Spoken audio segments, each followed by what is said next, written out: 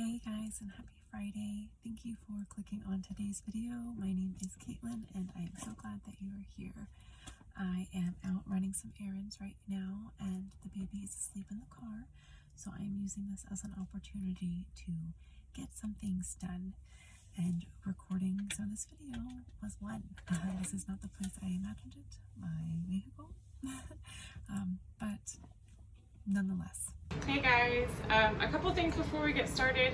You may have noticed that I'm not in my vehicle anymore. This is going to be filmed over a couple days, and honestly probably every single one of my videos is going to be over a period of days in different areas, and I hope that doesn't throw you off too much. Hopefully that doesn't bother you. This is just the only way I can get things done, little bits at a time. And I went back and realized I was kind of rambly with some of my examples, so which I do that. I'm a rambly person and that's just who I am. But I actually have some notes and I will be referring to these so I don't get like too crazy sidetracked. First things first. Actually, today is the first day that I've had coffee in probably literally like 2 months. I've just been drinking matcha, just iced matcha. That's all I've been drinking. And today, this morning, was my first glass of coffee, or the hot cup of coffee, and now it's my iced coffee, you know what I mean? But yeah, without further ado, the first minimalist money saving tip is to be resourceful.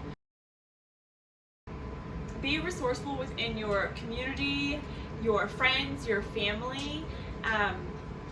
Some examples of that, this real big one, our water heater actually went out a couple days before Christmas, and we were like, oh man, like we're gonna have to pay $700 to have a water heater installed. So within talking to a couple family members, just being like, hey, how familiar are you with the installation of water heaters? And the next day, my uncle and my father-in-law and my husband were all on the little back porch, just getting it installed, and it totally saved us, $700. And that was just from asking. You know what I mean? Like, the worst, you could just ask. The worst people can say is no. I mean, I guess they could say a lot worse things, but you don't care, And another one, our neighbor actually, she's in the business of dogs, right? Her family's in the business of dogs, and they do anything and everything with them.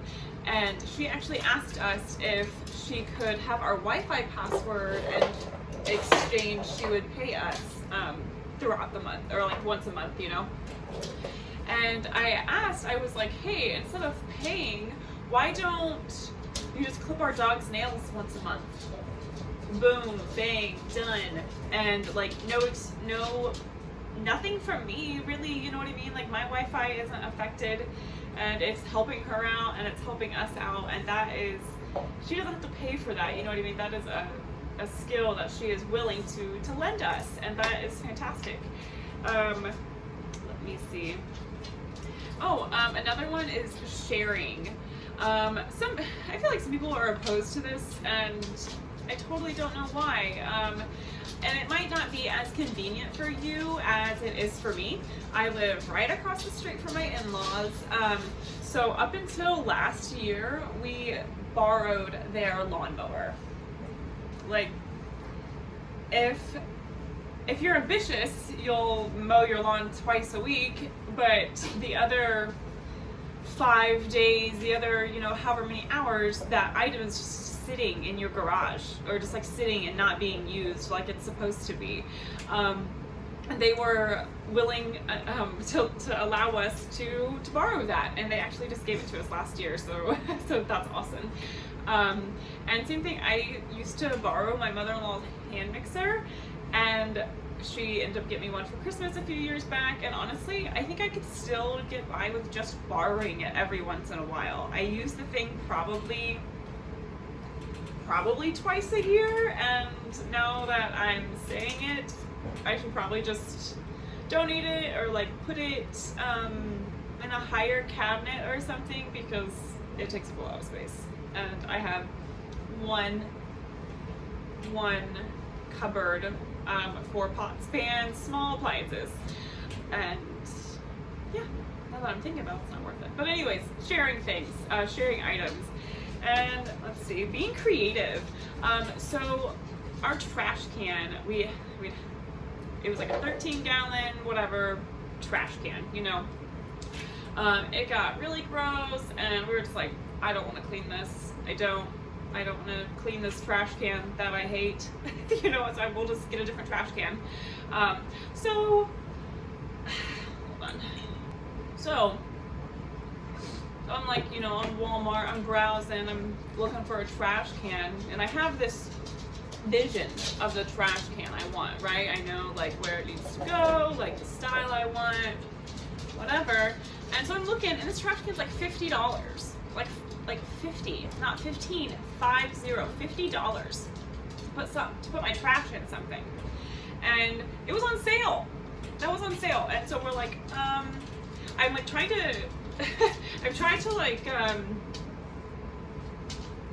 run myself through a situation before I think of buying something, and I was like, okay, if someone walked up to me and they handed me, or my options was a trash can, you know, a nice trash can nonetheless, whatever, a trash can, or $50, and they're like, which one do you want? It's a no-brainer. Who, you know what I mean? I would take the $50. You know what I mean? Like, so instead of spending $50 on a trash can, we are using our smaller bathroom trash. We moved that to the back porch where our other trash can used to be, and then we have something else lined with a wire basket lined with a trash bag in the bathroom, and we are up $50. So yeah, I mean, just asking goes a really long way. Asking to trade, to barter, you know, sharing of skills, sharing of favors. It does go a long way, and I think some people are hesitant to ask, but you know, we're supposed to be a community. We're supposed to like help each other out and be a support system, and you know, why not actually utilize that?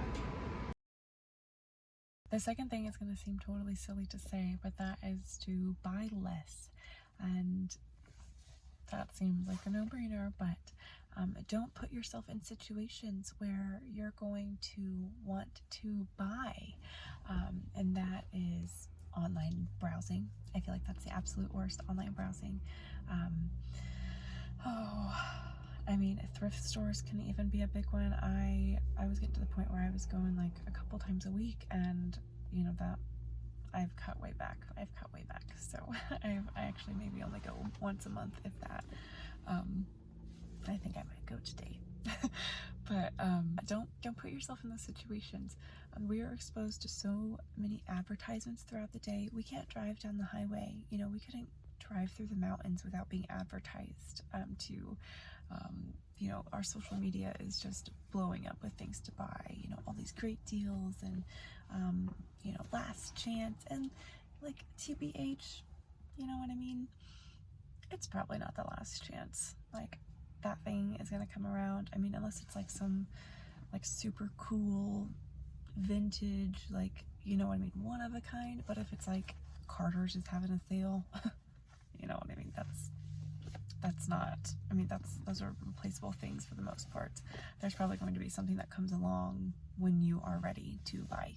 Another thing on the like thrift store shopping topic, if you're shopping, then it'd be best to check out those places first. We have bought one new, I think one new article of kids clothing probably in the last 4 to 6 months. Like, there's only one thing sticking out, and those are a pair of boots, because they were investment piece and they will go through all of our children. But the rest of the stuff, go to consignment stores. Soon I'm talking to some moms, but you can take your kids' clothes that they outgrew, take them folded nicely and take them to a consignment store. And if you don't get a lot of money for them, once upon a child, I don't get a lot of money. But take them to consignment stores and get store credit, and you get way more that way. So it is just like a constant cycle. Like, I have a tote of things to take there. I think I already have some store credit. Yeah, but utilize those consignment stores. Like, you won't actually have to pay for anything. It's kind of just like a trade-in, and that's super awesome. I do want to apologize for the creaky table, or maybe you hear the dogs walking in the background, or my furnace, or just house noises. So I do apologize for that. Hopefully it's something you can block out. So the last tip, it's a very broad thing and can be applied to so many categories, and that is to use what you have. Let me see. Okay, so the first example is craft supplies. For months and months, my husband and I had talked about getting KiwiCo crates for our kids for Christmas. And they still seem super awesome. We did not do that. Because we have so many craft supplies and science experiments and games already. We have this huge armoire in our room that is dedicated to craft supplies and games. There is a couple areas where it's kind of crazy, and that's like some of our stuff, whatever. But yeah, instead of, spending $80 a month, or however much it was, $80 a month on these subscription boxes, this monthly influx of inventory, why not just make it a point to use up what we have? When it comes to the craft paper, construction paper goes a long way. You can do a whole lot with that. Or Play-Doh, like mixing Play-Doh and glitter and jingle bells. We did that. Or actually we got a box of science experiment stuff from a garage sale, and actually using that. Or we do play games a whole lot, so I don't know, but you see what I mean. Like, we're just using what we have, and that's what we wanted with the KiwiCo crates, but we already had that. We didn't need that special subscription. Sometime it would be really cool to try it out, but now it's just not that time for us. Another good example of this is cleaning products. I feel like it's really easy to get carried away with all of the new brands and like the fancy advertisement and the fancy seasonal smells and yada yada whatever, you know what I mean? I like that just as much as anyone else, but that's not always easy on the bank. And when it comes down to it, you can clean almost anything in your house with water, vinegar, and baking soda and essential oils. Our counter all-purpose spray is Castile soap, water, and essential oils. Our floor cleaning solution that we put in our reusable mop is vinegar, water, and essential oils. Our laundry, this is an awesome one. Our laundry, we also just use vinegar and whatever scent of essential oil we want. And I mean, sometimes we strip our laundry, like the intense, in the tub and the washer, soaking for 5 hours, whatever. But it works just as well. It works just fine. It's a natural deodorizer. It cleans our clothes. And you can get a freaking jug of it for $3, opposed to the big thing of laundry soap that, will cost $20. Hold on, actually. This jug of vinegar, I think probably literally costs less than $3. And I don't use any specific fancy amount. I just use the thing that usually holds fabric softener. I just take that out and measure it with this, dump it in, whatever. So this thing, this is OxyClean Arm & Hammer not sponsored. But and we've seriously had this for over a year, like over a calendar year, and there's still a decent amount in here. We only use that, we really only use that for my husband's work clothes every once in a while. But the vinegar and essential oils do just fine. And this is way freaking cheaper. And honestly, I kind of just want to... Anyways, honestly, I kind of just want to throw that freaking thing away because I'm just tired of looking at it. But I'm just using what we have, and you know, who knows how long we can make that last. Another good example. Get off the couch! They're not allowed on the couch. Yes, we're not people who don't let our dogs around. Okay. They're looking right at me. Okay. Another example of that would be to use the paint and decorations you have. I don't know, if you're like me, you've got like 10 to 15 things of paint up in your attic or your basement, whatever. I love painting. I feel like I have a painting project going on almost constantly, or would like to anyway. I want to redo our living room kitchen at some point. I don't know how I feel about the black anymore. So for decorations, just because you have something doesn't mean you have to have it on display. Just because you have a picture doesn't mean it has to be on your wall at that time.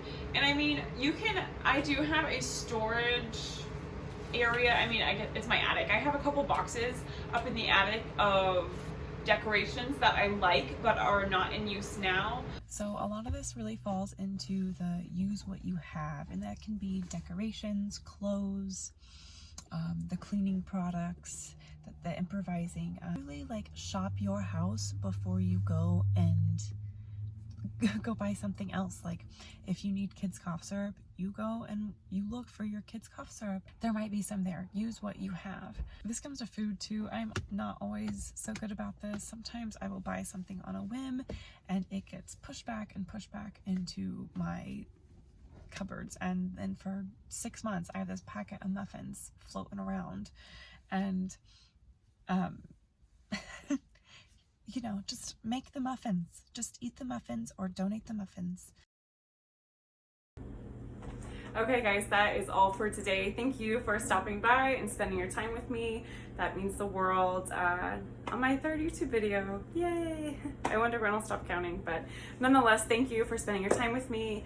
And within the next couple weeks, I'm looking forward to posting an introduction video, an introduction to me and my home. So yeah, I'm excited for that, and see you next week. Bye!